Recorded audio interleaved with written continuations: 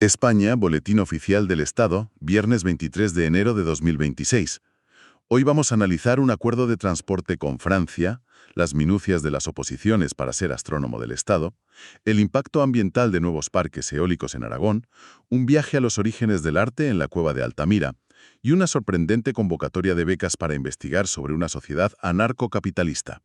A ver, si uno quiere entender cómo funciona un Estado, un buen sitio para empezar es ver a quién contrata y qué le exige, ¿no? Y entre las ofertas de hoy hay una que destaca. Se busca jefe o jefa de servicios de información y control operativo en instituciones penitenciarias. El nombre es larguísimo. Sí, pero las funciones son casi de película. Planificar el trabajo de los funcionarios, coordinar la captación y análisis de información, supervisar informes. Básicamente, el cerebro de la inteligencia dentro de una prisión. Exacto. Es un puesto clave, sin duda.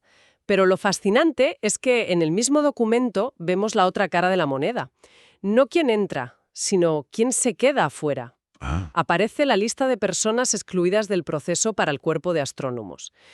Y los motivos son, bueno, un retrato robot de la burocracia. por ejemplo. Pues mira, la causa A: no cumplir los días mínimos de inscripción como demandante de empleo. La causa B: que no se ha podido verificar que la persona gana menos del salario mínimo. Detalles que te pueden dejar fuera de una carrera, para mirar las estrellas. Es la maquinaria en su máxima expresión. Y me lleva a la pregunta clave. ¿Qué considera el Estado que es conocimiento esencial para trabajar para él en 2026? Porque la respuesta está aquí, en los temarios de las oposiciones. Por supuesto está la Constitución, protección de datos, lo que uno esperaría. Claro, los pilares técnicos, los legales. Pero lo que de verdad nos da una pista de las prioridades actuales no son esos temas, Si no, sino los que los acompañan. El temario exige, con el mismo peso, conocimientos sobre políticas de igualdad efectiva, lucha contra la violencia de género y la no discriminación de personas LGTBI. y esto es mucho más que un anexo. Desde luego, ¿Qué nos dice eso en realidad? pues que la Administración ya no busca simples gestores o técnicos, busca activamente gente que comparta y promueva un conjunto de valores sociales muy concretos. O sea, está intentando construir una ideología desde dentro. Exacto. Asegurarse de que su funcionariado no solo aplica la ley, sino que también represente una visión determinada de la sociedad. Es un proyecto de ingeniería social a través de los recursos humanos. Y esa búsqueda de precisión ideológica se refleja en una precisión casi obsesiva por el detalle burocrático. Totalmente. Hay una corrección de errores que me ha dejado fascinado por lo trivial que es. A ver, En la composición de un tribunal se cambia el nombre Don José Monteagudo Hernández por Don José Miguel Monteagudo Hernández. El segundo nombre. madre mía. Es un nivel de detalle que roza lo absurdo, pero que muestra esa necesidad de control absoluto. Y esa misma obsesión por la precisión la vemos en cambios que sí tienen un impacto real. Por ejemplo, se oficializa el desdoblamiento de una profesión. ¿Cuál? La figura del traductor-intérprete jurado desaparece para dar paso a dos títulos: traductor jurado, por un lado, e intérprete jurado, por otro. Parece un matiz. Lo es, pero especializa y regula el sector de una forma mucho más estricta. Vale. ¿Y todos estos pequeños ajustes forman parte de algo más grande? ¿O son solo parches? No, forman parte de una modernización estructural inmensa. El mejor ejemplo es la implantación de DICIREG. ¿El nuevo sistema de gestión del registro civil? Exacto. Y esto puede sonar muy técnico, pero es una revolución. Sobre todo en las oficinas consulares, que es donde se ve el contraste. ¿Por qué? Porque estamos pasando de libros manuscritos, de tomos físicos que se podían perder, a un registro electrónico único para todo el Estado. ¿Y eso en la práctica qué significa para una persona? Significa que si nace tu hijo en el extranjero, por ejemplo, la inscripción entra directamente en un sistema centralizado. Se acabaron los retrasos, los papeles, ¿Se crea un folio personal digital para cada ciudadano? automáticamente a la original para que lo anote. Es el fin de una era. El fin de una era administrativa de papel y tinta, desde luego. Toda esta maquinaria, al final, se dedica a mover proyectos enormes y, claro, mucho dinero. Y vemos cómo esa acción se despliega a todas las escalas. A lo grande y a lo pequeño. En lo más alto, un acuerdo internacional.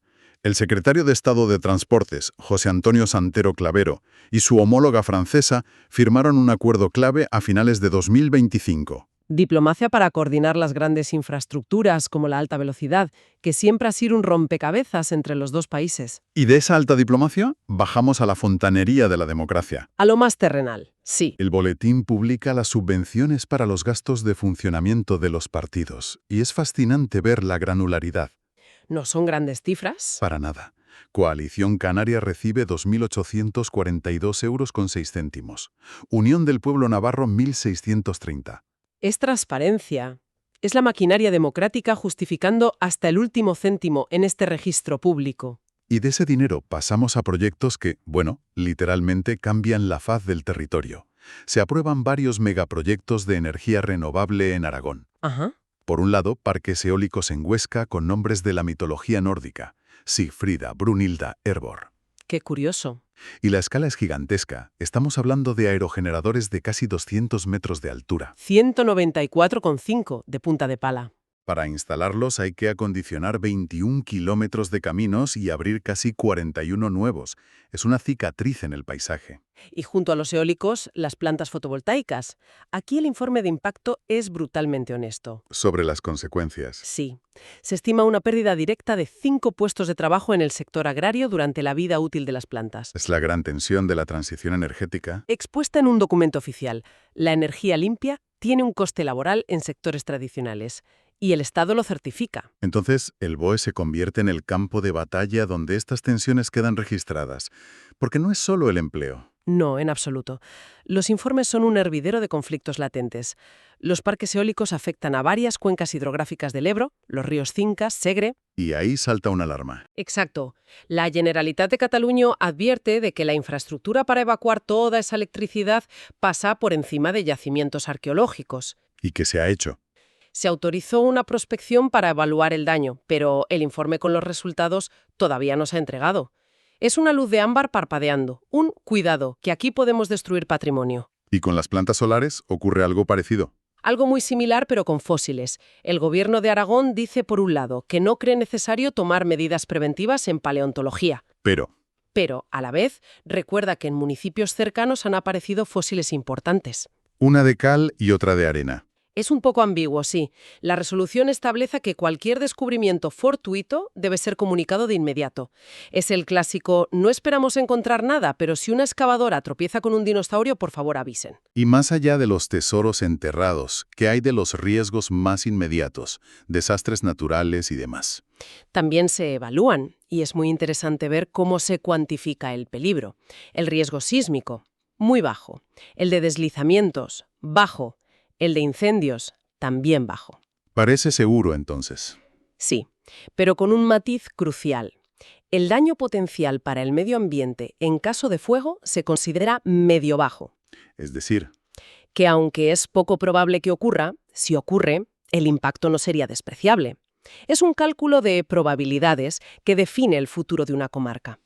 y esa gestión del riesgo, esa obsesión por anticipar el peligro, baja de la escala de un parque eólico a la de un solo muelle. ¿El puerto de Gijón? Efectivamente, la nueva ordenanza de seguridad, y los detalles son de una precisión milimétrica. Por ejemplo, si quieres pescar desde el muelle, tu licencia debe incluir un seguro de daños. El ocio también se regula. Se somete a la gestión del riesgo. Pero donde realmente se ve la crudeza de la vida portuaria es en la lista de riesgos para los trabajadores. Sí. La ordenanza no usa eufemismos. Para nada. Los enumera directamente. Es casi como leer la historia de los accidentes del puerto. Cito algunos. Caída de personas al mar, atrapamiento por vuelcos de máquinas. Proyección sobre los ojos de fragmentos o partículas. Es poesía industrial. Cada uno de esos puntos es una tragedia potencial que ha ocurrido en el pasado. Por supuesto. Y por eso a continuación se detalla el equipo de protección obligatorio. Prendas de alta visibilidad, casco, calzado de seguridad. Esas reglas no se escriben en un despacho, se escriben con la experiencia. La ordenanza es un documento vivo que intenta evitar que la historia se repita. Hablando de historia, el boletín también se encarga de preservar la memoria. Y nos lleva al primer lugar del mundo donde se identificó arte del Paleolítico Superior. La cueva de Altamira. El documento recuerda la historia de Marcelino Sanz de Saupola, que en 1880 publicó su teoría y, bueno, fue recibido con un desprecio casi absoluto. Lo acusaron de falsificador, la historia clásica del visionario contra el establishment. Le costó décadas al mundo aceptar que esas pinturas eran auténticas. Y lo que describen es asombroso. No son solo los famosos bisontes porícromos. Que son una maravilla técnica. También hay signos abstractos, formas geométricas cuyo significado se nos escapa por completo, y unas figuras rarísimas, los antropomorfos. Seres que mezclan rasgos humanos y animales. Es una ventana a una mente de hace miles de años. Y aquí es donde la ciencia moderna entra para darle una vuelta de tuerca a todo. Durante un siglo, la datación por carbono 14 nos dio una fecha. Unos 14.500 años para los bisontes. Exacto. Pero, ¿qué pasaba con las pinturas rojas o con los grabados, que no tienen materia orgánica? Imposible datarlos con esa técnica. Eran un misterio. Hasta ahora. El boletín menciona una técnica más reciente, la de series de uranio-torio. Que no data la pintura, sino las finísimas costras de calcita que se forman encima. Justo. Y en Altamira analizaron una de estas costras sobre un signo rojo, en el mismo techo que los bisontes. El resultado fue un shock. ¿Qué edad tenía? Como mínimo 35.500 años. Es increíble. Eso significa que la cueva no fue decorada en una sola época. Fue un lugar sagrado, un santuario, utilizado a lo largo de más de 20.000 años. Diferentes grupos humanos, separados por cientos de generaciones, volvieron al mismo lugar. Y dejaron su huella. Y es fascinante ver cómo el presente dialoga con ese pasado.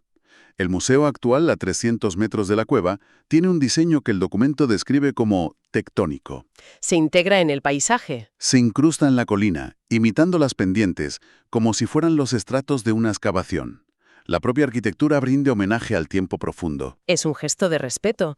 Y nos dan las dimensiones de la cueva. Casi 300 metros de largo, 14 de profundidad. No es una catedral subterránea, es un espacio relativamente íntimo. Lo que hace todavía más poderoso el arte que contiene. Pues bien, agarraos. De la prehistoria y el arte sagrado, saltamos a algo que, sinceramente, tuve que leer 2 veces. He guardado la joya de la corona de este boletín para el final. Me tienes intrigada. En medio de toda esta maquinaria estatal, se publica una convocatoria de becas de la Fundación Jesús Huerta de Soto Ballester. Espera, ¿me estás diciendo que el Boletín Oficial del Estado, el órgano de expresión del Estado, publica una convocatoria para investigar sobre la abolición del propio Estado? Exactamente. Porque Jesús Huerta de Soto es uno de los máximos exponentes del anarcocapitalismo en España. Ahí está. El objetivo de las becas es, y cito, apoyar investigaciones sobre el anarcocapitalismo desde la perspectiva de la Escuela Austriaca de Economía. No me lo puedo creer. Y las áreas de investigación propuestas son oro puro. Por ejemplo, innovación sin monopolios legales, premios, secretos comerciales, first mover. O sea, ¿cómo funcionaría un mercado sin patentes estatales? O esta otra, bienestar animal, certificación, boicots, estándares de granjas, y mi favorita. A ver, Cómo la evolución de las nuevas tecnologías y la inteligencia artificial puede favorecer procesos de cooperación social completamente voluntarios. esto es extraordinario. Están buscando el manual de instrucciones para construir una sociedad sin Estado y lo anuncian en el diario oficial de ese mismo Estado. Es que es una paradoja maravillosa. Están usando la infraestructura del Estado para financiar la investigación sobre cómo desmantelarlo. Esto nos obliga a replantearnos qué es realmente el BOE. Totalmente. Porque en el mismo documento, donde se nombran catedráticos o se detallan las prácticas para estudiantes del IMSERSO con ayudas de 400 euros, en ese mismo texto se da publicidad y legitimidad a un proyecto académico radicalmente antiestatal. ¿No es una contradicción? No. Es una radiografía completa y honesta de una sociedad lo suficientemente compleja como para albergar en su seno a su propia antítesis. Entonces, ¿qué significa todo esto? ¿Qué hemos visto hoy? Hemos ido del segundo nombre de un funcionario a un acuerdo con Francia. De la altura de un molino de viento a la obligación de llevar casco en un muelle. Delatar una pintura de hace 35.000 años a la convocatoria para imaginar un futuro sin gobierno. Lo que significa es que el boletín no es un simple listado de normas frías. Es un documento vivo. Un tapiz que captura la increíble complejidad de un país en un día cualquiera. Muestra la coexistencia de la rutina más minuciosa con la planificación a gran escala. y la preservación del pasado más profundo con la exploración de los futuros más radicales. Un espejo de lo que somos, con todas sus tensiones y paradojas. Exactamente. Y eso nos deja con una reflexión final. A ver, Hemos visto cómo el Estado documenta su propio funcionamiento, con un detalle obsesivo, hasta el tipo de cambio de la lira turca. Pero, a la vez, en su propio diario oficial, da espacio a la exploración de su propia negación. Y la pregunta que queda flotando es, ¿qué nos dice de una estructura de poder que permite, y de hecho certifica notarialmente, el estudio de un mundo en el que esa misma estructura ya no existiría?